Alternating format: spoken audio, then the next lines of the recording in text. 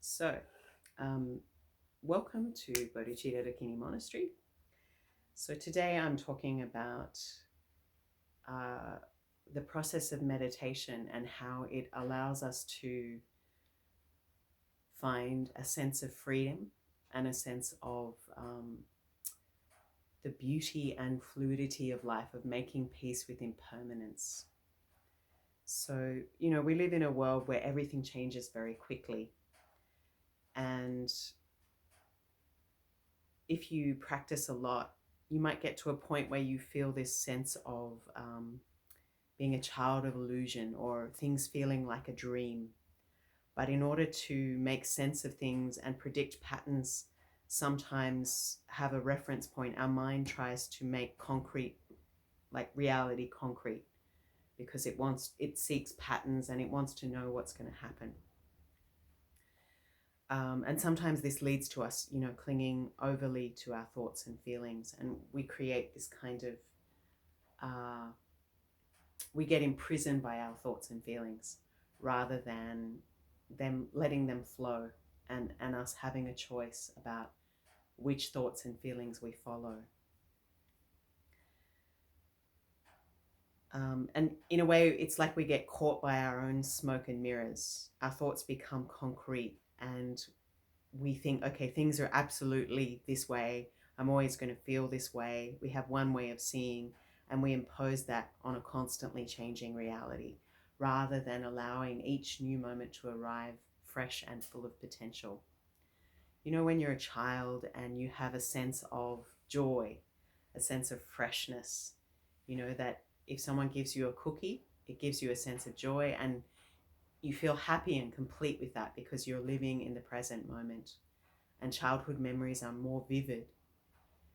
Whereas when you're older, your your cookies need to get bigger and bigger. Like, I need a bigger car, I need a bigger house. The house is not enough. I need to renovate the house. It's like never enough because we're not living in the present moment. We're going to the past or we're dreaming of the future. And our expectations get bigger and bigger. So we aren't really living fresh in the present moment. And we lose our freshness and our sense of wonder. And we also, create fantasies and lose touch with direct experience. So the method to reclaim our sense of freedom and our sense of wonder is to, and put fresh energy into our lives and not grasp and take everything so seriously, is to come back to the breath. Because as I said, the past is gone and the future has not yet arisen. Really, the universe is a dance of atoms, and relatively it's there. We get up and we go to work and we pay our bills and it doesn't end. But ultimately anything can happen, like people can be thinking they've got superannuation and they've got money in the bank, and then they can just boom, have an accident and it's all changed, or you can fall in love with someone, or you can go on a trip and realize, you want to spend your life in a different country. Anything can change at any time, but we have this sense of it's always going to be this way. And actually everything, we have many non-self elements, we're a bit like a rug. If you look carefully, like, first, immediately looking at the rug, it seems real. But if you look closer to the rug, there are many threads in the rug. And if you take away one of the vertical thread or the horizontal thread, the whole rug comes undone. And reality is a bit like that. Like, it seems real, but it's not as real as we think it is. We have many non-self elements. For example, water, food, society, gender, the body, our parents, our ancestors, our genetic inheritance, and you take away one of those elements and you're a completely different person. For example, say you were born as a man, or say you were born in a different family, or say you never received an education because previous generations hadn't fought to take children out of mills or mines and put them into school instead. Imagine you were born in a slum in Calcutta instead of Australia. You would be a completely different person.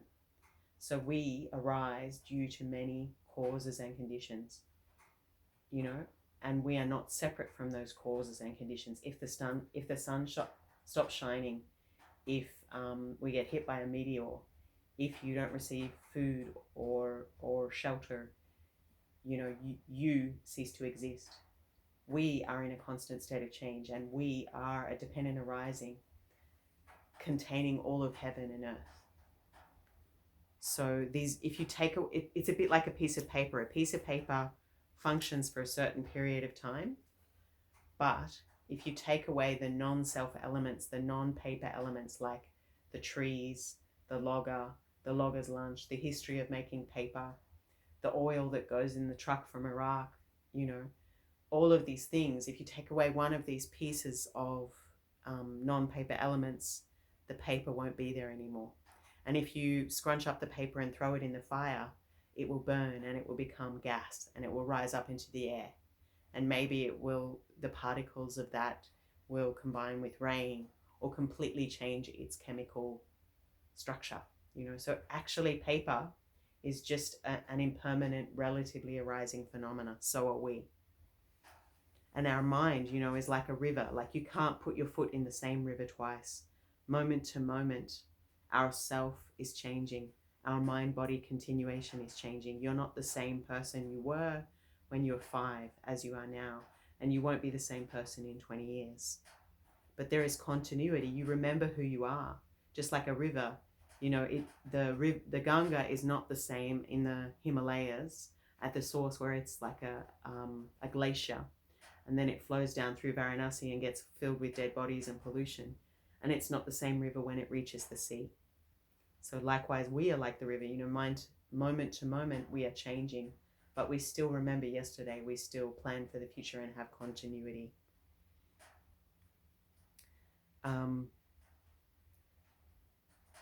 So, you know, we say that we're dependently arising, but we also are the echo of emptiness, of spaciousness.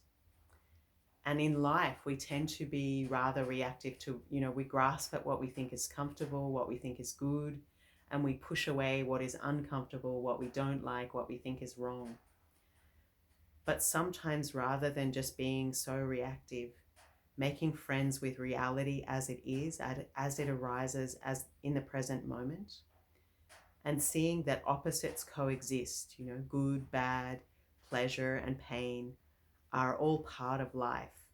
And so holding these opposing truths lightly rather than being so reactive gives us peace. And we see that truth is not static. It reveals new things constantly. Likewise, birth and death. We're always happy when we see the flowers in spring and we enjoy the autumn leaves falling, but we don't enjoy so much, you know, more gray hair, more wrinkles, less mobility.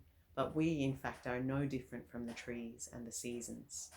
And if we could just see it like that, we may not have so much sense of loss and so much sense of grasping and uncertainty.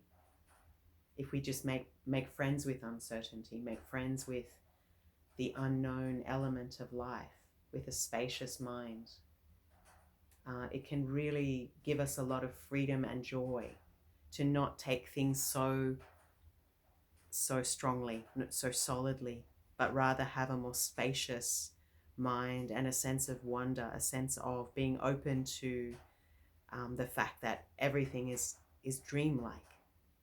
It's a more gentle way of relating to your life and your nature and your thoughts. In fact, you're just a Buddha with amnesia. You know, so opening up to things as they are and stop trying to get rid of things and control everything, and to just be with reality as it is, with a sense of wonder, with a sense of openness that things are constantly changing. Don't shut down and don't fantasize, but become fully present to the miracle of life as it's unfolding in the present moment, with joy and with sorrow. And to become aware of our own hopes and fears and our messy humanness and make friends with that. normally we kind of swing between hope and fear, because we want good things and we don't want bad things, and we feel a lot of grief and pain when things don't go our way, when we can't control them. But rather, if we could just come back into the present moment and to see my feelings, my thoughts, they're just like the weather. Today it's rainy, it's overcast, it's cold, but tomorrow it might be sunny and beautiful. And to not make a permanent decision based on a temporary feeling. To stop grasping and to touch things lightly, and to open up from our ancient sleep. It's like we're living under a cloud of thoughts and feelings that's become so dense. And the reason children are often happier and feel more joy is because they're doing less conceptualizing, and they're just open to the present moment. Whereas we create this whole identity, and these whole really solid thoughts and feelings that just follow us from day to day. So with meditation, with coming back to the present moment, this sense of wonder opens up, this sense of freedom that you see beyond autopilot. You see that life is luminous and changeable and beautiful and wondrous, because you're not lost in the past or dreaming about the future, but rather attending to the miracle of life in the present moment with mindfulness. And there is a lot of freedom in that, being open to uncertainty, really living in the present moment. And it doesn't mean that we have to be irresponsible, but whatever we do, we're mindful, we're ethical, we're fully present, and we do it with our whole heart. And we also see the dreamlike nature of things. So looking at everything with curiosity, you can just drink your tea rather than just seeking to look at the phone or read a book or watch something. To just sometimes be present with your breakfast. Like, did you really taste your breakfast this morning? Can you remember the meal you had last night? Or were you just kind of doing one thing to get to the next thing and missing every moment of life as it's happening, because you're always seeking for the future or heading to the past, or only seeking the things you want, rather than just being open to the present moment? Feelings change, desire changes, and when you are no longer controlled by thoughts and feelings, you can open up and be curious and have equanimity. You're more curious than afraid. And things, the nature of things reveals itself to you. You see things are impermanent. And because it's impermanent, you don't need to grasp at it anymore. You don't need to let it control you. And you find this inner peace, this inner freedom, this luminous awareness that doesn't die. And that becomes a refuge. And that luminous awareness, that refuge, gives you a sense of love and connection with everything, and allows you to weather the storms of life, because it's a refuge of peace. And also, when people do things that are disturbing, coming back to that refuge of peace and equanimity can help you not take it personally. And it's like you're if you're in a little boat and the water is full of waves, it's very choppy, you get tossed about a lot. Whereas if you're in a bigger boat, like a steamship, or a cruise ship, the waves don't trouble you as much, because the base of your support is bigger, right? So if you have inner peace, if you have mental stability through dwelling in the present moment, you're not disturbed by what comes at you as much, because the strength of the refuge of your awareness is bigger. The base of your support is bigger.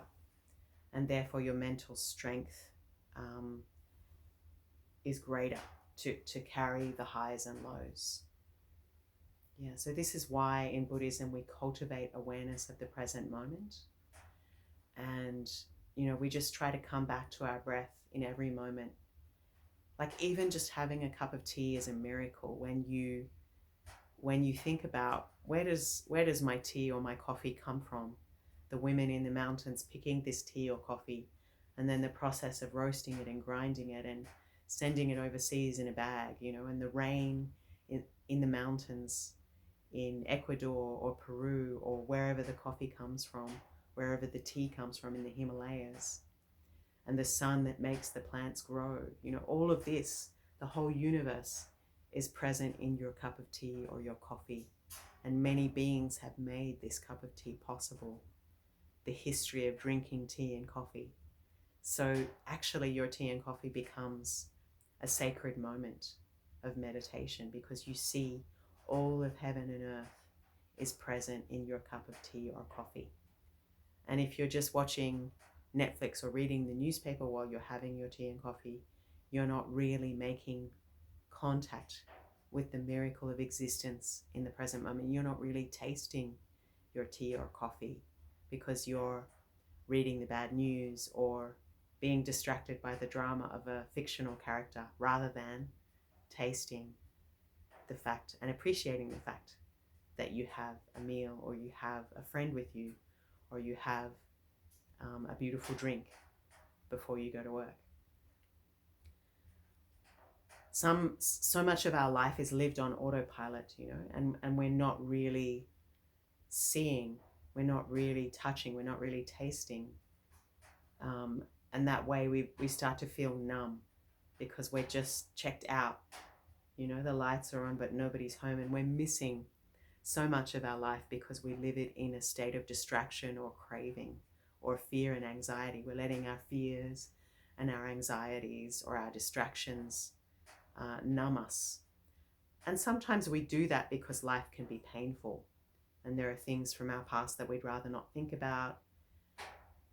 But actually, only by living in the present and feeling what we feel and enjoying the present moment can we be fully alive. So that means opening up to what is joyful, what is miraculous, and allowing that to nourish us and give us peace and compassion. But it also means allowing what is painful to be felt, but not so that it overwhelms us, because we have as I mentioned, we have that big base of equanimity. We make the base of our awareness and our capacity to hold space for the present moment bigger, so that we can encompass difficult things without them overwhelming us. And this is why we do meditation. We come back again and again to the present moment, so we're not lost.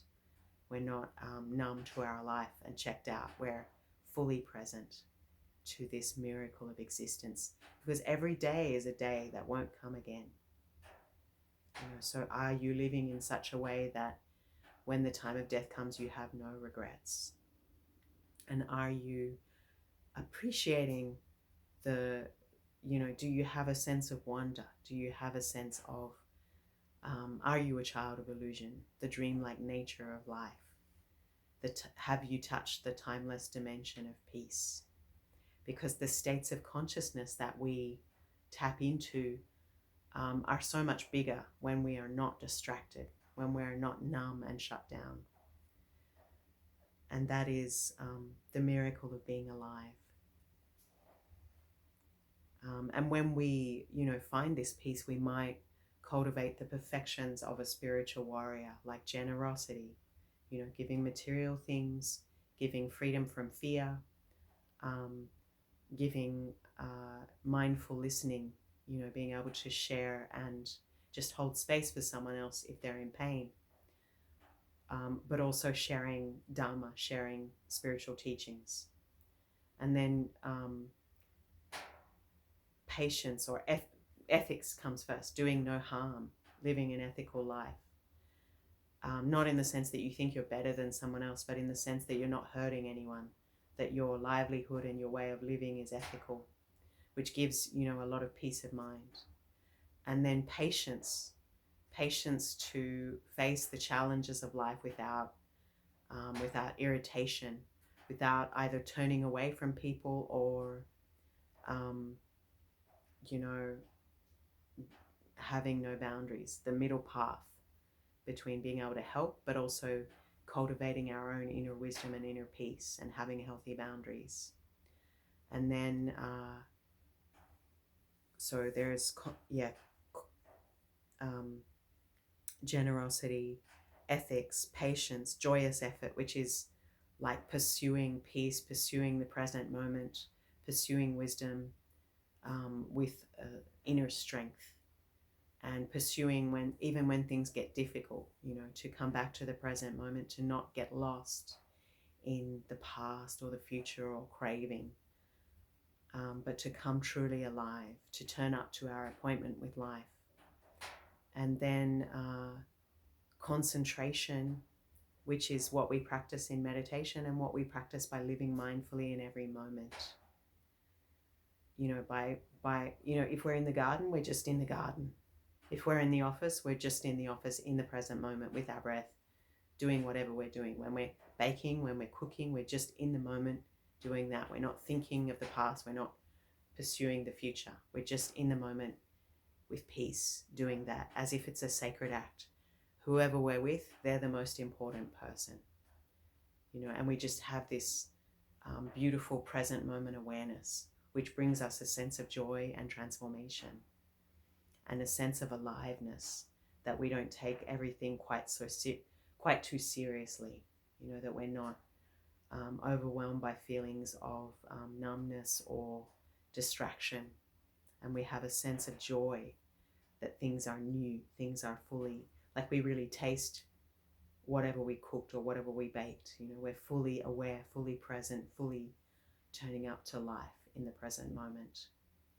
And then through cultivating, generosity, ethics, joyous effort, patience, concentration, then we have wisdom. So these are the 6 perfections of a spiritual warrior. And when we live with wisdom, we see, like we don't fear death, and we see the constant change of life. We see interdependence, how everything is connected. And we have a real sacred connection with the earth, with the animals, with the air, with the fire, with others, because we see that they are part of us and we are part of them, and that we are together. Therefore, happiness is not just a personal matter, it's a communal matter. And we work for the welfare of others and ourselves. Yeah. So this is a brief teaching on living in the present moment, on meditation, on the 6 perfections, on, coming back to the breath, to the present moment, and appreciating the dreamlike quality of life without concretizing our thoughts and feelings, so that we are not open to the wonders of life. Do you have any questions? No? Thank you for watching.